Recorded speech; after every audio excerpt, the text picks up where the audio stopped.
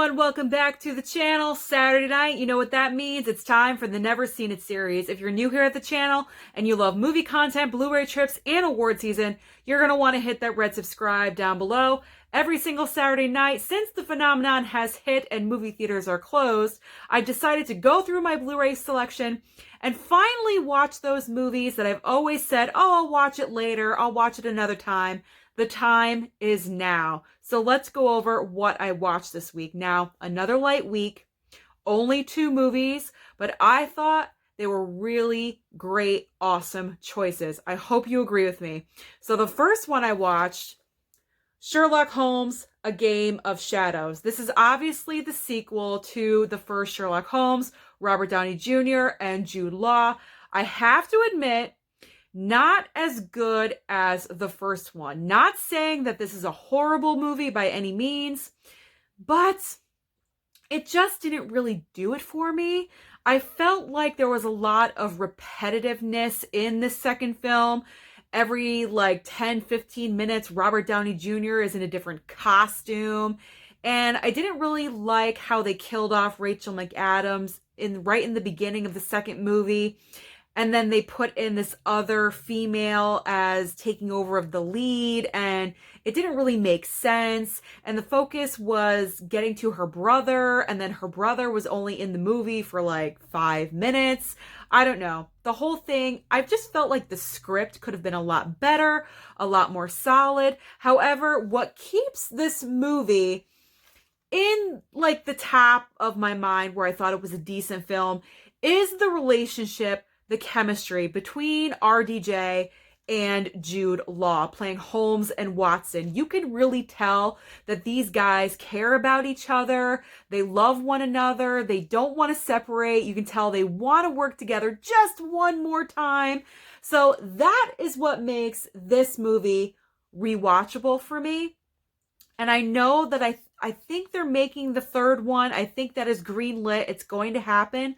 So I'm hoping that they just go back to basics, make the third one more like the first one, maybe with a little time passing.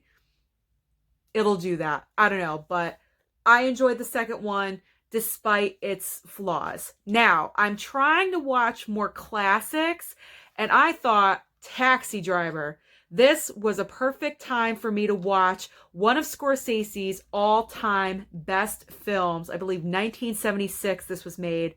Robert De Niro as Travis Bickle. I watched this last night. The soundtrack is still in my mind. That jazzy. Every time he sees Sybil Shepherd, the music goes off. This is about a guy that obviously he's a taxi driver, but he was a Marine, and he says he was honorably discharged. Do I believe that? Not really. This is a case of loneliness. And I find it, well, it's not ironic, because I believe it was intentional that Scorsese put a guy dealing with loneliness pretty much in the biggest city in the world where you could never feel lonely, in New York City. Everything Scorsese does is intentional. I don't think it's by, oh, what a coincidence.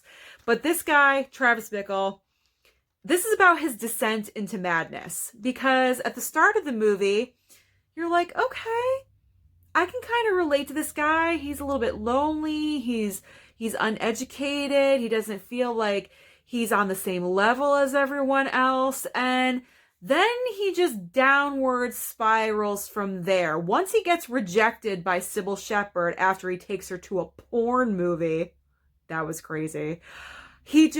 There he goes. He goes down from there, and he turns crazier and crazier. But yet, he has this feeling of he wants to do something, and he wants to do something big. And what is he going to do? And this is really one of the first cases in a movie that I've seen that deals with a PTSD situation. I'm thinking we really don't know a lot about his background, because he kind of lies to his parents. We don't know what's true and what's false in Travis's life. Although we do know he cares about Jodie Foster's character. She's a 12-year-old prostitute, and he wants to save her. So that is admirable, but everything else that Travis does is a little bit questionable, and you're kind of torn in thinking while you're watching this, what is true? What is false? Is that a dream or is that not a dream? I don't know. Did he die in the end or did he not die in the end? But overall, Taxi Driver is definitely one of the best movies I've ever seen. For me, this is De Niro's best performance ever that I have seen. I haven't seen all of his work, but I've got to say, of what I've seen, this is De Niro at his absolute best. And we all know the iconic scene, "You talking to me? You talking to me?" That was improvised. That is how good he is as an actor. So that is the two Blu-rays that I have watched this week. I know I've got to watch more. I am so busy though. But do not forget, tomorrow night at 7 o'clock live, we are talking about Joker. Ironically, that was influenced by Taxi Driver. So we can probably talk about that during the live chat. All right, guys, thank you so much for watching. Let me know down below, what did you watch this week?